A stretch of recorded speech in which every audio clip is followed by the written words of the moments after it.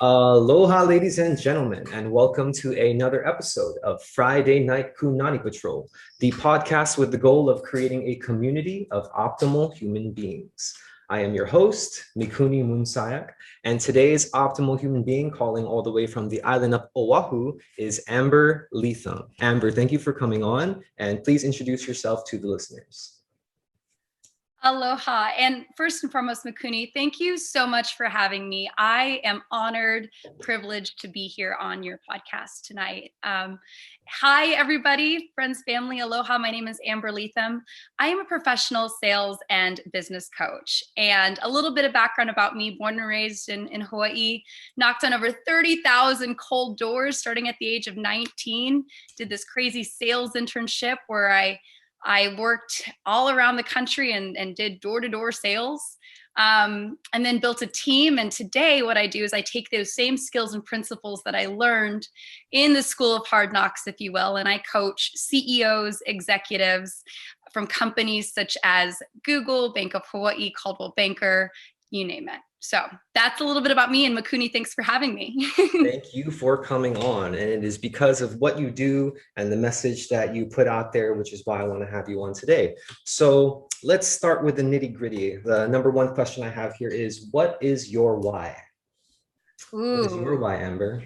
What a freaking great question, man. Way to just dive right in. Sorry, because the listeners always just want the content, they just want to hear it right away. They want to know. So what's your why for doing all this? I mean, you were knocking on doors, and you had your sales internship, and you built this team, and now you're coaching CEOs. Like, why? What is it for you? Why do you do it? Oh man, I think at the end of the day, it goes down to impact and wanting to lift people up and to help people. Like my why, if I were to sum it up as briefly as I possibly could, it would be to help people to be shaken out of their day-to-day monotony, going through the motions sort of lifestyle, and to get intentional about what they're doing and why they're doing it so they can live the most fulfilling lives according to what makes them come alive. And that is exactly the point for this podcast. So that's exactly nice. So let's delve back a little bit to your door-to-door sales. How was that experience for you, and what are the things that you got from it? Because I remember, like when we were talking before, you were just literally knocking on doors and selling elementary school books, correct, to families. Yeah. So what did you get from that experience, and how did that feel for you doing that from the first time? Oh my gosh, Mikuni, I have gotten so much out of that program because I did that for six summers, if you will.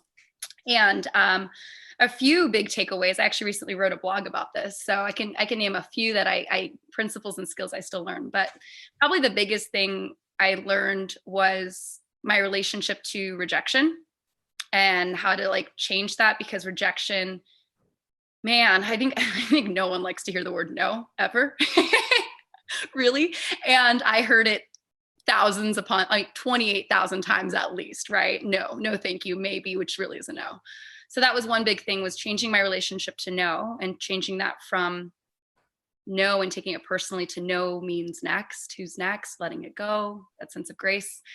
I also learned that attitude really is everything, and keeping a good perspective. So that's a big thing, right? And just the power of perseverance. I think those are some of the biggest things. It really honed in that practice, right? I got to flex that muscle of what it means to hear no and then to keep going, and to hear no and to keep going. And so those are some of the biggest things I've learned, but so much, truly, there's so much I can unpack there, but those are some of the big ones. So you said perseverance, and you said that's a muscle. And I think that's really profound, because that's something you definitely have to build up, and you have to accept that resistance and work it like a muscle, and to keep getting stronger, because if you don't, then you're kind of just going to stay stuck, not even doing anything. And then the whole relationship to rejection, being able to be brave enough to take that chance. And then when the rejection does come, being okay, it's all good. I remember hearing before, I don't remember which person said it, but they said NO is an acronym for next one. Ooh, that's a good Yeah. one. I love that. So that's probably something that you had to work on, especially because you were just, what was your pitch like when they had you going door to door and stuff? Oh man. Well, so a pitch, right? A pitch is like it's actual, like when you're actually like selling your product, right? Um, do you mean like my actual pitch, or do you mean like when I was first knocking on doors and like my first initial when I meet them? Sure, we'll do both.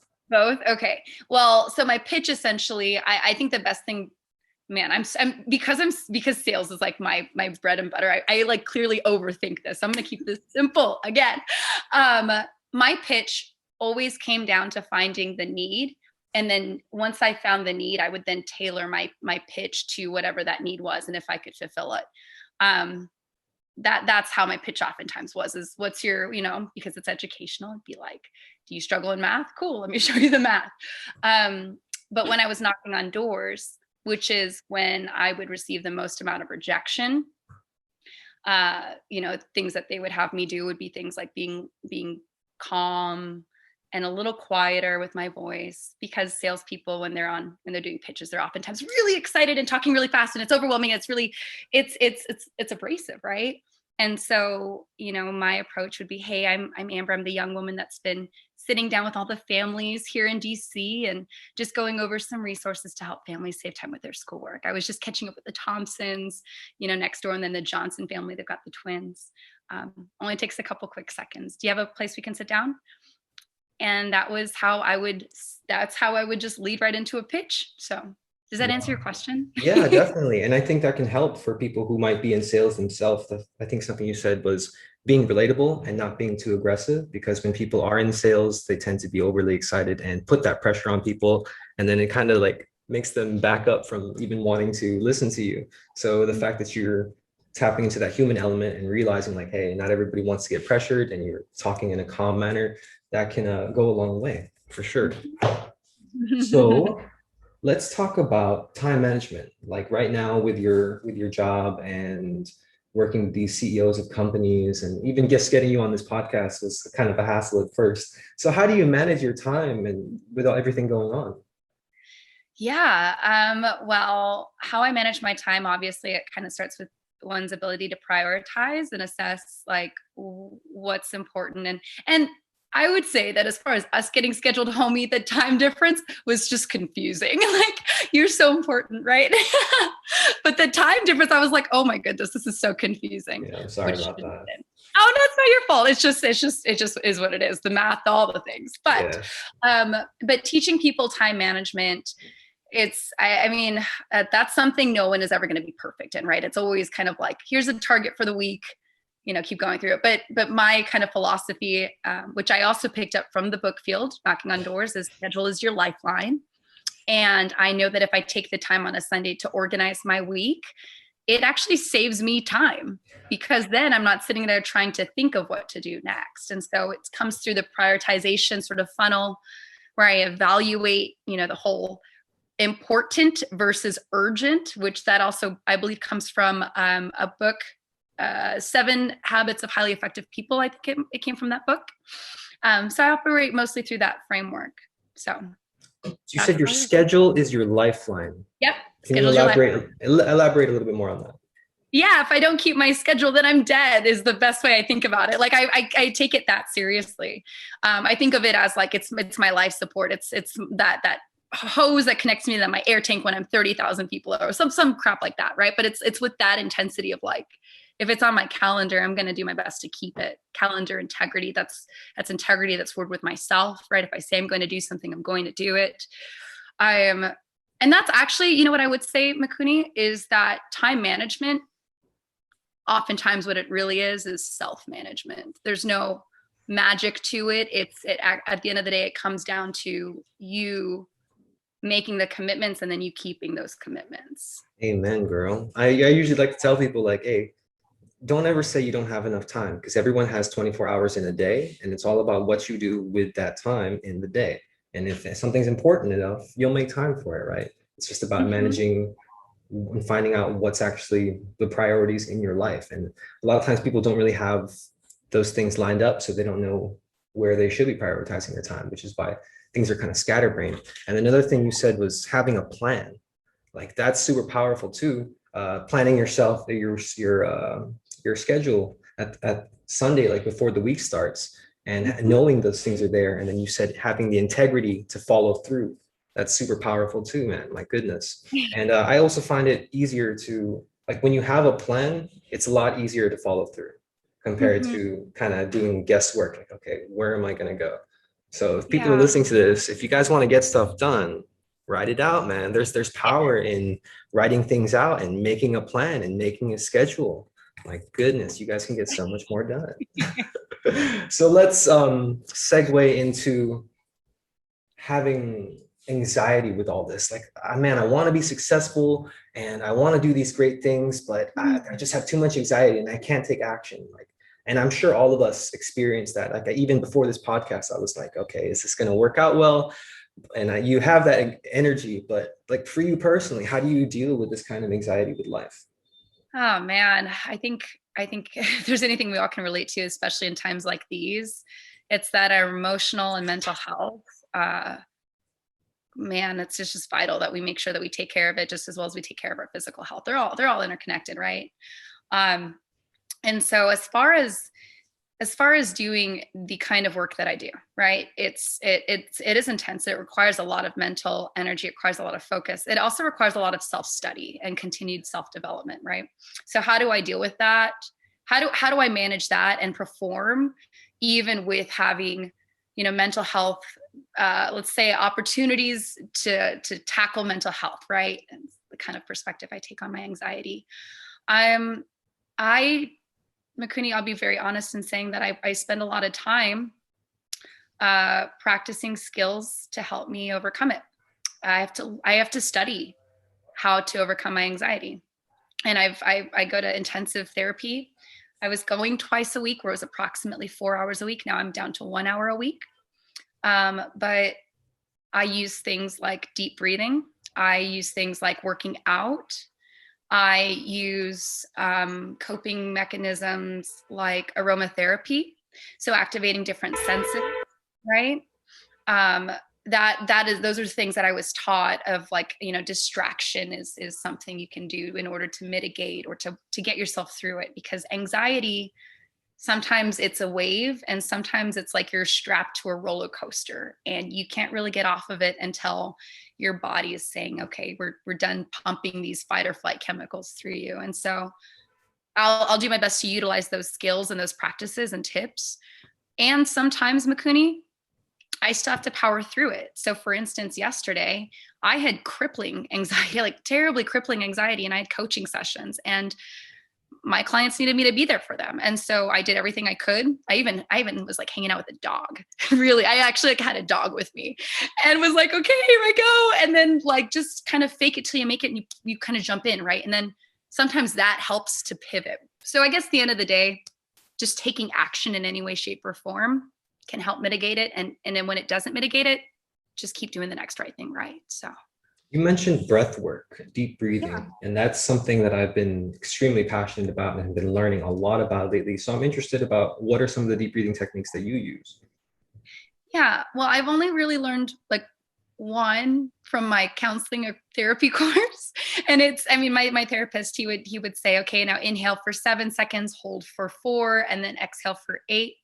And so it's kind of this like, others have had different numbers with it, where it's like 4, 4, 4. I don't know what they are, but it's the whole concept of holding, like inhaling as deeply as you possibly can, holding that air in, and then exhaling as hard, like with your mouth, sort of thing. I also do yoga. And so when I do yoga, like I often just kind of think of like the meditation thing of like, okay, just inhale, and then as many times as I possibly can, try to do it at least 10 deep inhales and exhales. So, but I'm curious, I'm sure you've got a lot of great ideas for breath work. So feel free to tell me if I you have have been reading this book. I'm actually on my second time reading it. It's called The Oxygen Advantage by any. Patrick McCune. And the main premise of the book is that the majority of the population of the world are over breathing. And what he Mm-hmm. means by over breathing, like just like how humans can overeat food, people can over exhale. So he says that carbon dioxide is, how we inhale oxygen and we exhale carbon dioxide, correct? Mm-hmm. if we are constantly breathing out through our mouth, we are lowering the levels of carbon dioxide in our bodies. And carbon dioxide is not just a waste gas. Carbon dioxide is the catalyst for oxygen to be released in our bodies. So therefore, we need higher levels of carbon dioxide in our bodies, therefore making nasal breathing much more optimal compared to mouth breathing. And I think the reason why your deep breathing works, your 7-4-8, is because it's forcing you to increase your lung and diaphragmatic capacity. And then it's having you hold that air, which is increasing your tolerance to your carbon dioxide. And then by exhaling, you are practicing shrinking that diaphragm down, because you want to make sure you are breathing like 360 degrees, because your diaphragm literally goes towards like your lower ribs area. So if you like put your hands on like your underneath your ribs, every time you breathe in, you should try to expand your diaphragm up until your lower ribs. Wow. Yeah. Oh my gosh. Yeah, something to be mindful of. And then every time you inhale through your nose, you are diaphragmatically breathing. And you always want to engage your diaphragm, just like how, when you sing, you want to have good posture and breathe with your diaphragm, correct? And then every time you inhale through your nose, nitrous oxide, like in Fast and the Furious, like nitrous oxide develops in your nasal cavity. So every time you inhale into your nose, you're putting nitrous oxide into your bloodstream, and nitrous oxide is a vasodilator. So it opens up your blood vessels and allows for more oxygenation of the organs, the muscles, and all the tissue throughout the body. This is like super mind-blowing stuff.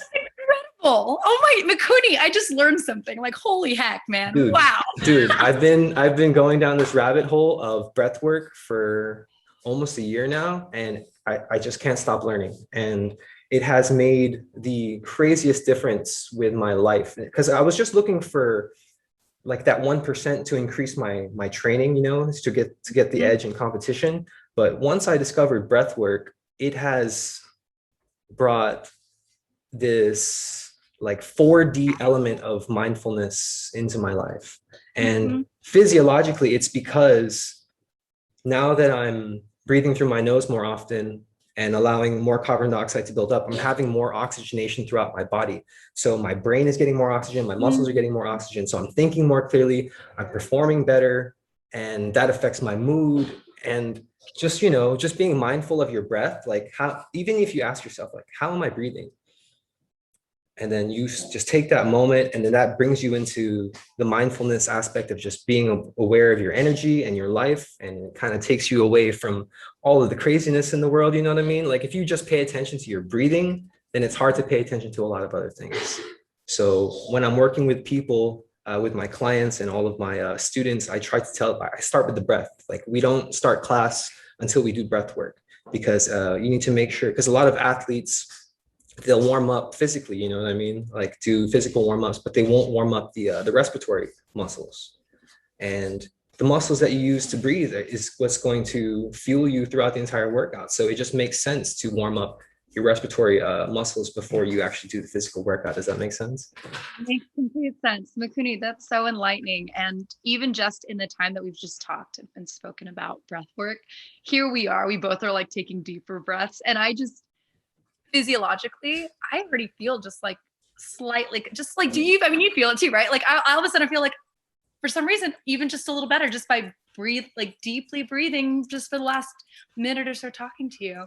That's the beauty of breath work. Like that's the beauty of it. It's like you can feel it immediate benefits.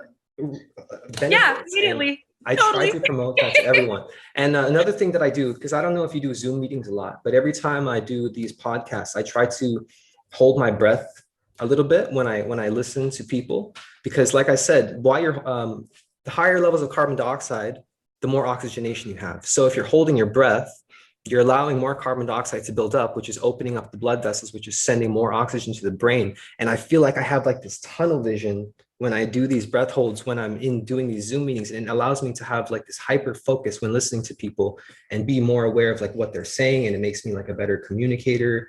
And you know what I mean? Like, oh man, I could go down this rabbit hole forever, but I don't. Enough about me. Enough about me. My No, goodness. this is great. We both are learning from each other, so Yes. totally value add. Okay. So I was looking through your social media, like your Facebook, and you do a lot of hiking, girl. A lot of Ton. hiking. My goodness. And I had another guest on, Brandon Harris, and he was talking about the importance of just being out in nature and how powerful that is just to step away from the crazy 9 to 5 and get out. Like, what's your take on that? And why is going out and hiking and being out in nature important to you? Man, it's so funny you ask because I was just talking to somebody about my thoughts on hiking and being outdoors yesterday because I was Wow, would having you look a at hike. that? Yeah, no, it's great. And I ended up obviously hiking at sunset. So what are my thoughts on that, man? Simple. I freaking love it. Like I love it. I think I'm so fortunate to have grown up in Hawaii. So there's like that, it's been part of my lifestyle. But um there's a quote I once read. It's something along the lines of like, whenever you go out in nature, you actually receive more than you actually realize, something along the lines of that. But anyways, my thoughts on hiking and being in nature is that it really is so perspective giving. And we're reminded of our own insignificance. Not to say that we're insignificant, but to give you an example, part of where like the anxiety or whatever, I mean, and everyone kind of goes through this, is just all that's happening in life, right? Like our problems feel so stinking big sometimes. They kind of mushroom cloud. I don't know if you can relate to that, but I know that that happens for me. And so when I get out in nature and I'm reminded by my own insignificance, what I mean by that is it makes my problems just seem not so big. Like there are a lot of other things happening in the world, not to discredit what one is going through, but it certainly just makes me realize that like, Amber, it's not that big of a deal. You're gonna figure something out. You're gonna find a solution, or if not a solution, you're gonna grow in a way that this no longer is a problem. And I think that that's one of the biggest things it gives me. It also is amazing because when you're hiking, you're obviously working out, and your blood pressure increases, and your heart rate increases, and you're exercising. And I don't know about you, but I know that no one I personally know comes out after a workout and feels like crap, right? Like the endorphins get pumping, and you're breathing clean air. So that's my take on hiking. I just said that. I think I was talking, Alex Lum. I had Oh, Alex oh on this. my gosh, Yeah. wait, from Castle. From Castle High School. Well, he wasn't in Castle, he was from Kaimuki, I think. Yeah, But but we all where we did did theater. Yeah, I had him yeah. on this podcast. And we just talked about, he said the same thing, like, oh, I don't know anyone who ever went through a workout and regretted it, you know what I mean? Yeah. Actually, it's fun. So if you guys are listening to this, Amber and I know each other because we did theater together back in high school. Shout out to Castle Performing Arts Center and Kaneohe crew. And yeah, we did a show called Little Abner, and I was Available Jones, and she was my creation, Stupefying Jones. So that's just a little side note. So if you guys want to have some trivia, right? Am I correct? Am I right?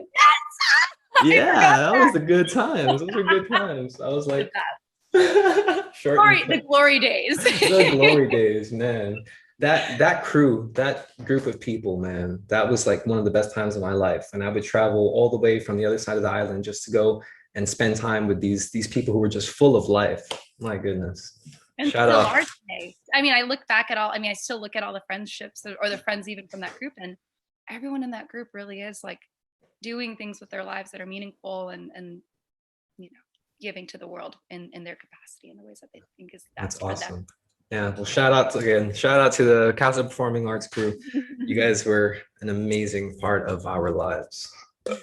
So you were talking about exercise. What's your exercise? Do you have like a schedule? Do you plan these out too? Like, what's your workout routine? Yeah.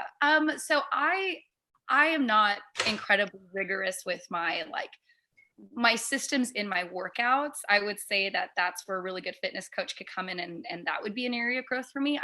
In the past, I have had fitness trainers, and so I've picked up exercises every now and again, but I like to start my day off with a victory. And that victory is with at least one morning walk. If not a morning walk, then I should say a workout. And if not a workout, then at the very least a morning walk, where I take 15 to 20 minutes to walk up a hill and turn around and down.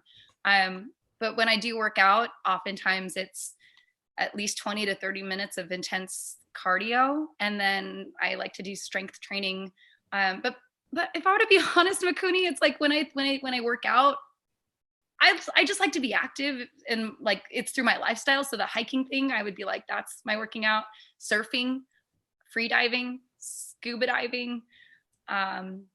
Those are kind of my workouts, which is why I'm not so regimented, which, again, area of growth. I could be improved in that, but I've stopped drinking. And so I don't need to work out as much to be as in shape as I am. So That's good. So I think it's these morning walks that you were talking about. I've been listening to a lot of successful people, and they say that it's really productive for them. It helps them get their thoughts going, helps the blood pump. And then, do you do it fasted? Because I've also heard studies about low intensity steady state cardio first thing in the morning in a fasted state will help to remove body fat. So if you like wake up first thing in the morning and you're fasted, and as long as you're staying at a low intensity and your heart rate's staying at a pace to where you can still talk, then your body will burn fat if you go on these walks consistently. Mm-hmm. Yeah, I would say that's absolutely what I do. I do intermittent fasting. Now it's not something I think of because it's a habit. But yeah, I have, I guess since college, I've pretty much like to work out in the mornings on average, not every day because I'm not perfect, but I prefer to have my mornings be like my workout and active time because, as you said, it helps me get clear. And it also helps remove a lot of that emotional, I don't know. So Build here's the up. thing. What I do know is when I start my day off with a workout, I am able to make wise mind decisions where I'm not so elevated. I don't know. It's like I've got these energy compartments. So Yeah. I think I can explain that. There's this book that I've been reading called the To Think Fast and Slow.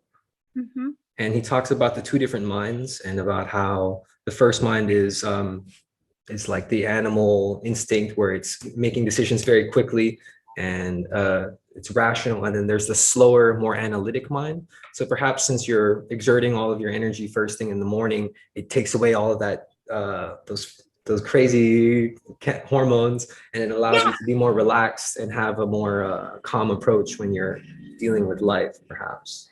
Totally. It's like I don't have the energy to be emotional. It's like I'm like, I'm not gonna put that much energy into this because I have energy to conserve now for the rest of the day. So am I gonna get upset about this? Nah.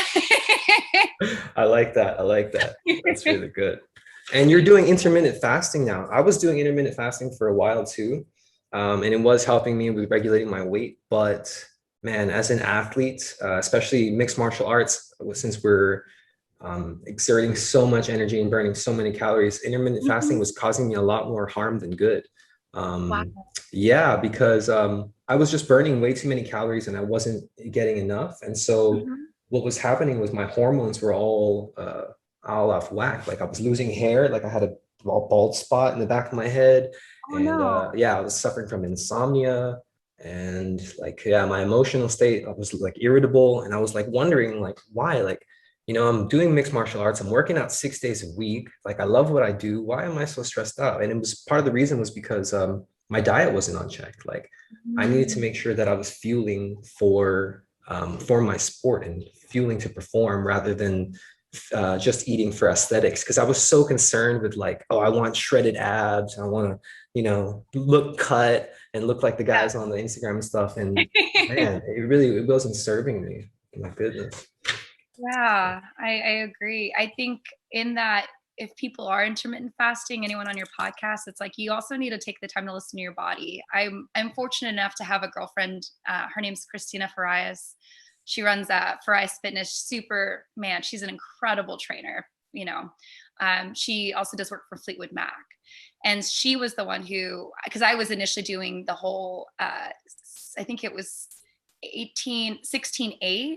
And she was the one who helped. She was like, let's try and change that a little bit. And she gave me bigger windows. And again, so intermittent fasting will work for some people. And at the same time, as you said, eat to what's appropriate for like your season and what you're doing to help you perform. Amen. And that's different for everyone, right? Like sometimes intermittent fasting will work for your lifestyle, and because that's just the only energy you need. But sometimes you're an athlete, or sometimes you have more stuff to do. So just listen to, if you guys would listen to your body and fuel your body when it's asking you to, then you could perform and function a lot better. Totally. Okay, so let us transition into a heavier topic. One of the other things that I saw on your Facebook was you were open about borderline personality disorder.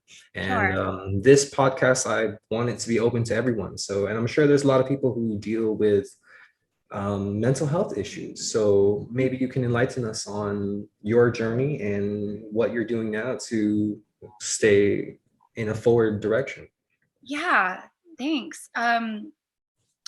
So borderline, there are actually more people diagnosed with borderline than most realize. And borderline is pretty complex in that, I guess the best way to explain it is this. Think of a rainbow, okay? A rainbow as the spectrum of human emotion, right? And let's say that that rainbow goes from orange to blue. That is the normal human being. When they're sad or angry or upset, they hit the blue mark. And when they're happy, they hit the orange, right? They're excited, life is great. Okay, think of that spectrum. And think of that spectrum as if it's the thickness of maybe like your thumb. Okay, like your thumb, that's the average human spectrum. Someone with borderline personality disorder means that their emotional spectrum isn't just wider, where it goes from ultraviolet to red, but it's also more intense, where that band is about as thick as, like, let's say the palm of your hand, right? And so how this happens is it's an overproduction of chemicals in your brain as a result of child trauma, when it's a protective mechanism, essentially is what it is. It's a hyper developed defense mechanism in the space of connection with other people. And as a result of having such intense emotions, right? Like when I experience happiness, it's euphoric. It's magnetic, it's intense. And I'm sure you've been on that side where you felt it. And then the opposite spectrum is when I'm sad or hurt, is it's really intense. It's debilitating. It's to a point where, and this is why I go to therapy, is because my coping skills, I didn't have those self-soothing skills. I didn't know how to handle my emotions because they were so, they are, and they still are, they're so intense. And so oftentimes I'm questioning. People are like, why are you so upset about, why are you so upset about this? It's so little, like the broken pencil. But I'm like, but it's a broken pencil. And and sometimes it's valid and sometimes it's not, right? But the point is that because I'm experiencing, or so I'm, that emotional intensity is it's so great, it's hard to decide how to handle it. And so part of being diagnosed with borderline is not having great coping skills. And so those bad coping skills, I shouldn't say bad, but like socially not appropriate coping mechanisms that people with borderline have done would be things like self-harm. And so I don't say that. I hope it's not a trigger for anybody, but I say that because it's something to be aware of. So yeah, I don't do that now. I've worked really hard so that that's no longer part of my life. But that people with borderline oftentimes struggle with things like self-harm and suicide because of how intense their emotions are. So You just experience life extreme on both yeah, ends, and it's hard to regulate and keep that balance because of the physiological part of an excess of these chemicals and hormones. That's very interesting. I didn't know that. yeah. Hmm. It's not, and I have to say that, like, I really seek to be grateful. Like I do my best to, like, man, frick Makuni, I'm so human. I'm so stinking human. Like there are days where I'm like, I really hate having borderline because the negative crap is not fun to deal with. And I have to tell you, I mean, I went scuba diving last weekend and I was so happy. I was like to tears. I just having the time of my life and just being so grateful and happy. And in that moment, I realized I was looking at my boyfriend Damien, and I was telling him, like, this is borderline. He's like, you're so lit up. Like, you're so freaking, like, out there and ecstatic and happy. And I'm like, this is borderline. And this is when I need to be grateful for it, because I know so many people who tell me, Amber, I wish I could experience life as richly and as like with that flavor, that saltiness that you do. Right. I don't know. Yeah, but So they don't realize the other end of the spectrum though. yeah, absolutely. And so that's where even in those hard times, I still have to be grateful, because without that, I wouldn't have that intense joy. So Yeah, I anyway. think something that might help. There was this affirmation that I keep hearing from this guy I follow on YouTube. His name is Hindsight, and something that powerful that he says is, "You are exactly where you're supposed to be." Mm-hmm. So anytime I ever feel, because we all feel those waves of negative emotion as well, but whenever I feel it, I just say, "You're exactly where you're supposed to be," and Mm. that affirmation just allows me to be presently where I am and not have any judgment of how I'm feeling, and just let me feel it. And then another tip, another tool that I use to deal with Sure. negative emotions. There was this acronym that I learned from this Buddhist monk that I saw a video of. And he said, whenever you feel emotions, just let it rain. And RAIN stands for recognize, Mm-hmm. accept, investigate, and then non-identify. And Mm. when I heard that, that was just super powerful, because it's like, yeah, you are not these like negative emotions. Like, you are something greater, most definitely. And once you can recognize those things that are happening, and accept them without any judgment, and then kind of investigate, okay, well, why am I feeling this way?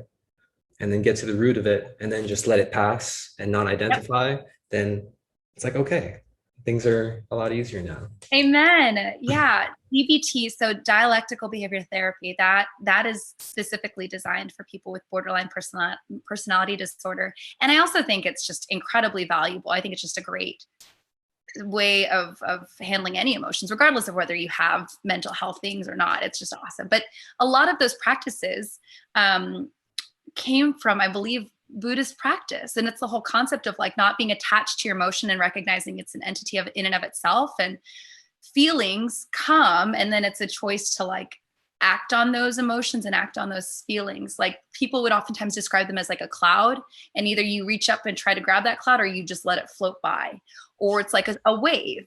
And my therapist would be like, I would be like, I'm trying to surf the wave. And he goes, Amber, don't surf the wave. Just sit on your surfboard and let the wave move past you. And it'll move past you when it's ready to, or as it does. And not identifying emotions as good or bad.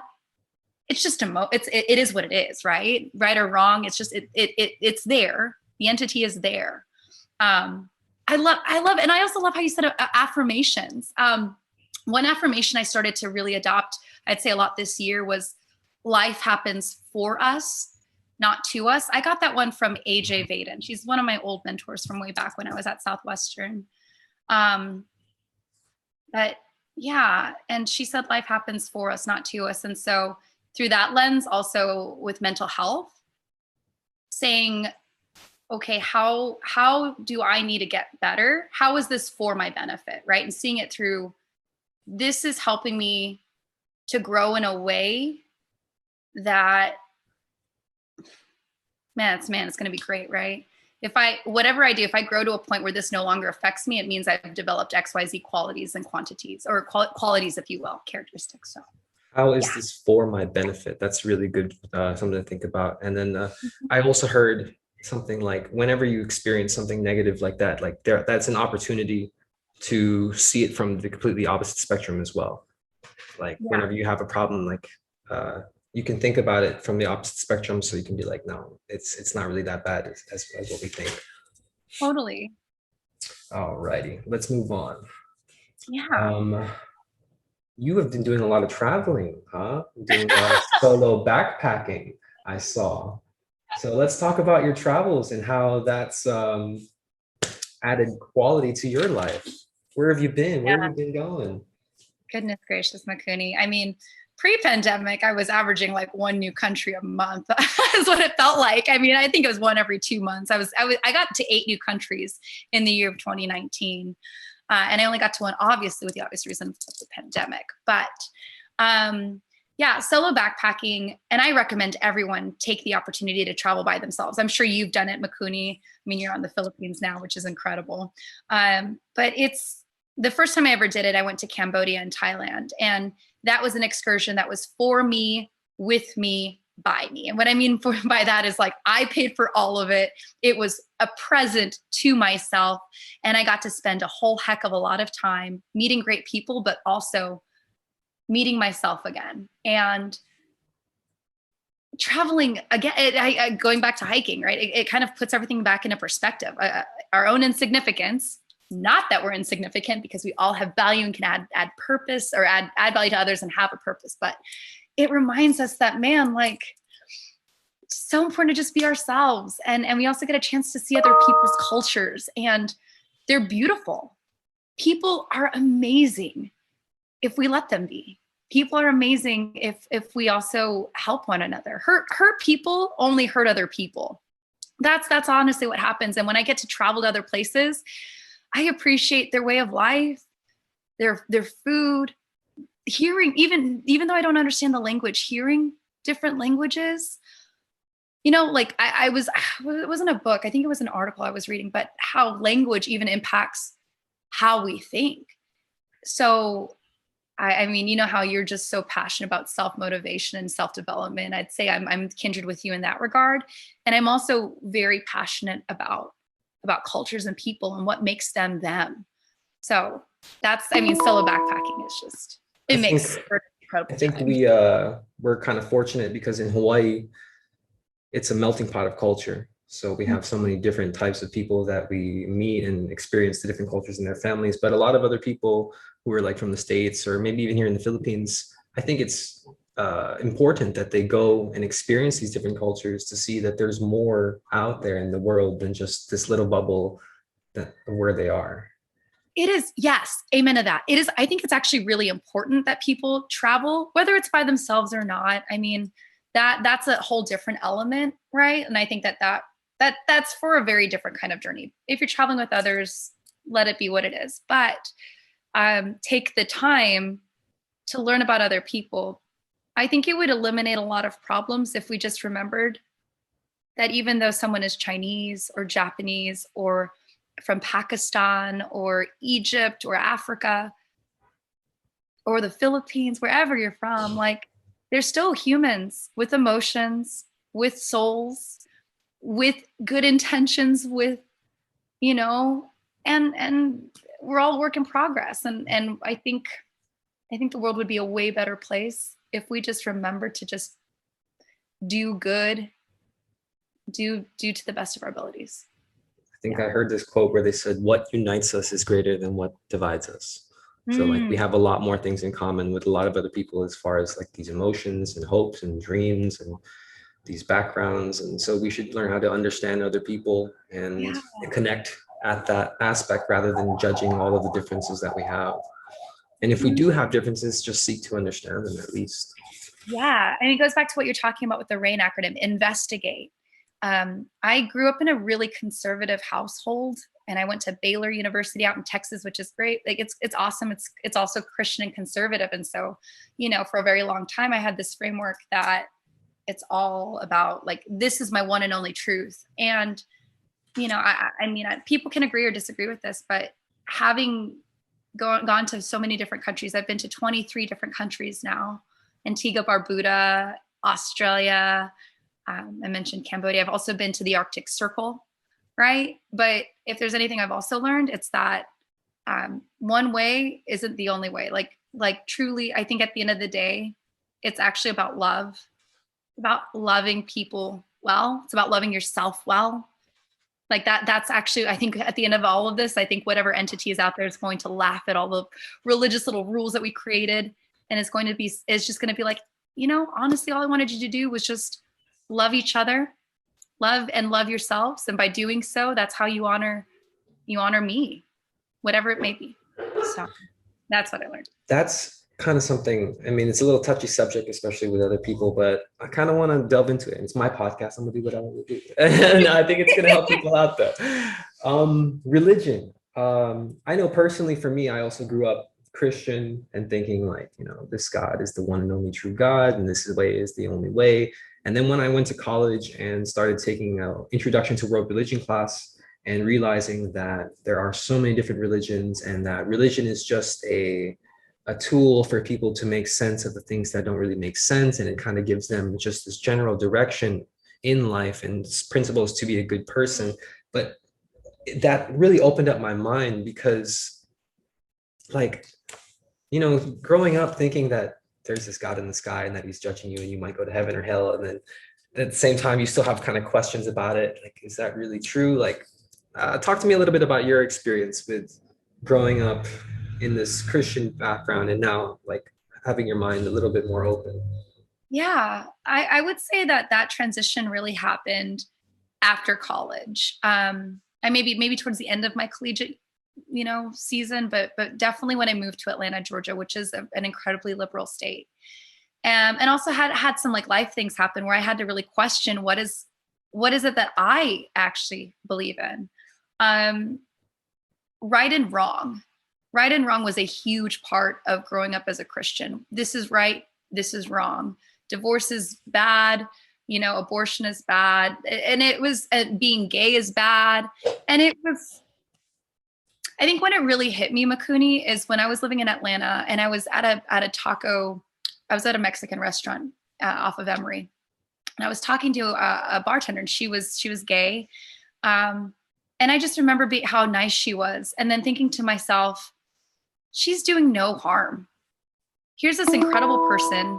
And she's like serving me and we're just chatting as she's like helping me with my lunch. And I just had it stopped me in my tracks. And I was like, there's no way that someone like as kind and as amazing or as great as this is, they're going to get punished for eternity because they choose to love somebody that's the same gender. Like, it's love. And so I think that was kind of the seed where I started to ask questions like, but right or wrong, like who says this is right or wrong? Is this causing harm? And I think for me, that's where my spirituality kind of developed, where I was like, it's actually about how can we love each other really well? And so that's where it kind of sprung up. And then it kind of segued into all the different areas of my life where that question has always been around, is this causing harm or is this causing good? So does that make sense? I don't know if that makes sense. No, that totally makes sense. About my journey of how That's that kind your way to really kind of gauge that morality of what is right and what's wrong. And like, is it really causing harm? No. Then why is it getting all this bad rep? And it's interesting if you think about like Hawaiian culture, mahus were highly revered. They were thought of as like this entity that has the duality of both the male and the female, and so they were highly respected, and they used to give advice to the chiefs and stuff. And they have this perspective that the regular people don't have. You know what I mean? Mm-hmm. Yeah, I totally agree. Totally agree. So good. Yes, okay. Let's wrap this up. We are kind of going down on time. So there are 7 key principles that I keep preaching to all of my clients and that I keep preaching on this podcast. And they are these 7 foundational keys to living your best life. That's what I call it. Like, if you want to start living your best life and unlock your optimal human performance, you need these 7 keys to unlock it. So I want to share them with you, and then I want you to comment, agree, disagree, add on, whatever. Okay. I'll agree on all of them. Let's go. Let me hear it. Okay. Number 1, functional breathing. Number 2, mindfulness. Number 3, adequate sleep. Number 4, proper hydration. Number 5, balanced nutrition. Number 6, stress management. And number 7, consistent exercise. And I put them in that hierarchy because exercise is definitely the least important, because if you don't have all those other stuff in check, then you're not going to feel the way you really want to feel. And number 1 is breath work, because it starts with the breath. Because I feel like once you start paying attention to, okay, how am I breathing? Then the mindfulness will kick in, and then you start being more mindful of how you feel. Then you can start paying attention to these things like, am I getting enough sleep? Am I hydrating enough? Am I eating well? Am I managing my stress correctly? But it all starts with the breath. What do you think? What are your thoughts? What are my thoughts? Well, first and foremost, there's no right or wrong. I totally appreciate. I think there's, yeah, the answer is yes to all 7 of those. Absolutely crucial. They're super crucial to one, being able to live a sustainably healthy life. You need to make sure all those things are in check, right? As far as prioritization, I think what I would do is provide or offer a different framework or perspective. Sure. And rather than it being a tiered like 1 out of 7, I would consider it more of like a wheel, like a pie. Like these are all like on a scale of 1 to 10, and then think of it as a wheel, right? And if you're doing all those things well, then it's a perfect wheel. And if there's a little misstep, you're going to notice that bump, right? And so I offer that perspective because I can't think my way into proper acting sometimes, and more oftentimes than not, as someone who is a business and sales coach and holds people accountable and helps people take action personally and professionally so they can see the results, whether it's more money, better time. Sometimes you have to act your way into proper thinking, which means sometimes it's about just taking action.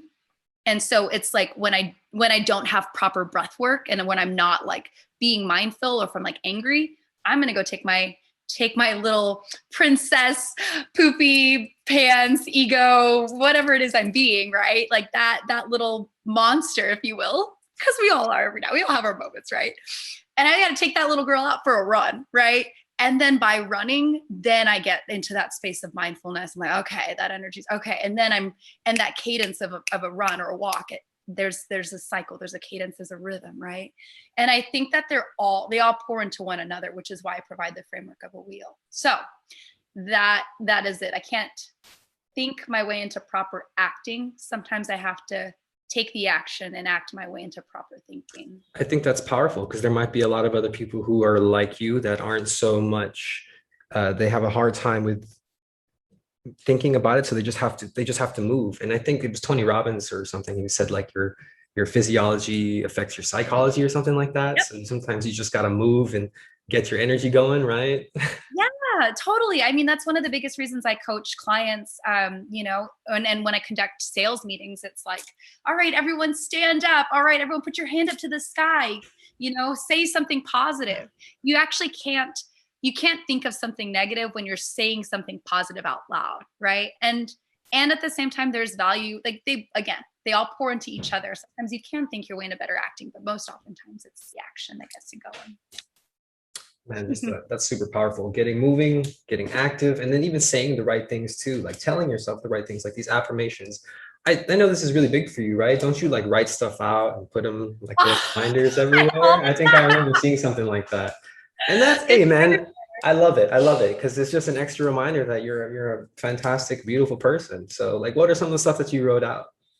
Oh man, I have so many kind of go-to phrases, right? One of some of my power phrases would be, I am strong, steadfast, safe, and selfless. Today I will do what others won't, so tomorrow I can accomplish what others can't. Integrity always is a big one for me, because when I notice that if I ever like miss a commitment, or if I lie, or if my integrity is not aligned, that affects my self-confidence and my holy heck, man, that chips away at my self-confidence so quick. So that would be one, integrity always. And then I love to read Og Mandino, The Greatest Salesman in the World. Yeah, definitely. I'll find it on Amazon and I'll text you the link for it. That's a good one because it talks about like, today I will be the master of my emotions, or today I will live this day as if it were my last. My last thing I would recommend for things I write out would be The Optimist Creed. Have you heard of that one yet? Say it again. The Optimist Creed. I think I'll send you whoever it was. I think it was Christensen might be his name, Christian Larson, something like that. I could be totally wrong. But his opening phrase is, today I promise myself to be so strong that nothing can disturb my peace of mind, to talk health, happiness, and prosperity to every person I meet, to look at the sunny side of everything and make my optimism come true. Today I promise myself to make my friends feel that greatness lies within them. It's just, it's so good, so that's what I read every morning. I call it my morning brainwash, if you will. And then on my steering wheel, I have a question that says, did I did I give Amber's God-given best? And that's what I have on my steering wheel. So Beautiful. I think something that you said that was really powerful was the integrity thing.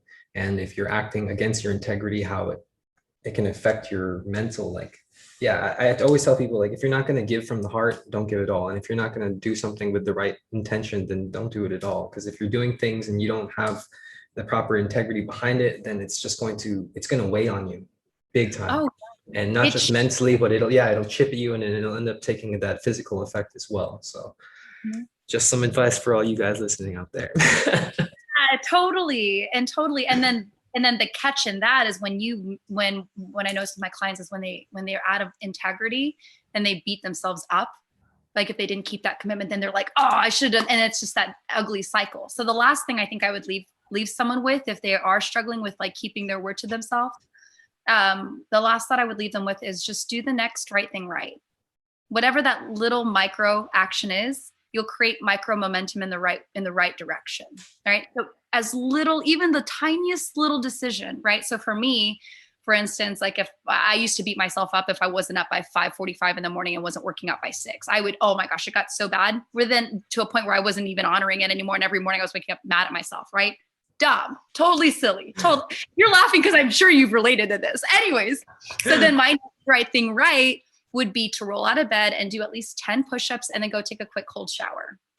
And that's like just a victory under my belt. So it's just, what's the next right thing right? No matter how small it is, because when you start to then stack those tiny little things, that micro momentum turns into macro momentum, which gets you going back in the right direction. Powerful.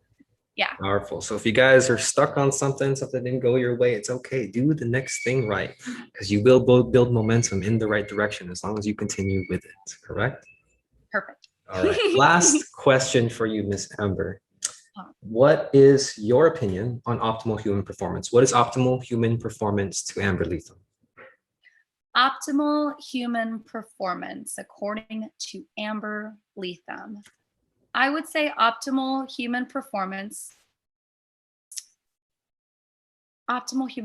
would be doing your best on whatever your best looks like for that day, in alignment with what makes you come alive. Optimal human performance to me is someone obviously taking action, but mostly taking action in the things that are like lighting them on fire. And one of my favorite quotes is, don't ask what the world needs, ask what makes you come alive, because what the world needs is more people who've come alive. I think you've seen that in all my emails and all that. But when I think of optimal human performance, that quote really rings true to me. So that would be it. Someone living intentionally and living in alignment with what makes them come alive. And that is individual to every single person. Mm-hmm. And I think that if you guys are listening to this, like I've been saying in all my other podcasts, find what it is that makes you come alive. Find that thing. I think my girlfriend's reading this book right now called Ikigai, and it's about finding your passion, your purpose for life. And if you guys can just find that and find out what makes you come alive, then that's what's going to help unlock the best version of you. And there's this other book that I read too called The 7 Spiritual Laws of Success by Deepak Chopra. And he talks about that every single person has a god or a goddess embryo within them. And it's just up to us to discover what is that thing that's going to help us nurture and develop that inner god or goddess within us. So for you, it's your coaching with business. For me, it's my martial arts and spreading this message. And it's individual for every single person. So if you guys are listening, try to find out what it is, and don't be afraid to fail, and enjoy the journey as we go. Right? Amen. Amen. Yeah. Don't be afraid to fail. Forward. Okay. All right, Amber, thank you so much for your time. What are your social medias or some kind of websites that the people can reach you at if they want to contact you? Sure. So I've got a couple. I've got a social media, and then I've also got my business one. So if you want to reach me on a professional basis, Amber, AMBER, at amberlethem.com. And that's AMBERLETHEM. That's my email address. On social media, I am hi.amberjade. Kind of a little nod to Hawaii, right? Which I thought was kind of fun, but hi.amberjade. And then my business one is just amber.lethem.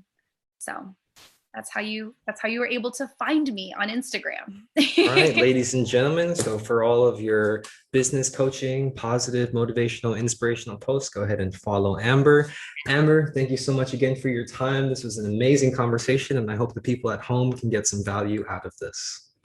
Makuni, thank you so much for having me. It truly is like my honor. So thank you for having me, inviting me on your show today. All righty. Aloha, ladies and gentlemen. This is Mikuni Munsayak signing out. Aloha. Mahalo for listening to another episode of Friday Night Kunani Patrol. Feel free to follow my journey at Kunani Patrol on Instagram and Mikuni Munsayak on Facebook. Also, be sure to click that like button, comment at least one thing that you learned from this episode, and share this episode with at least one person. Lastly, if you wish to support my journey, click on the Ko-Fi link in the podcast description. All donations will go towards creating more content to help you all live your best lives. I am Mikuni Munsayak, signing out. Aloha. Friday night Kunani Patrol.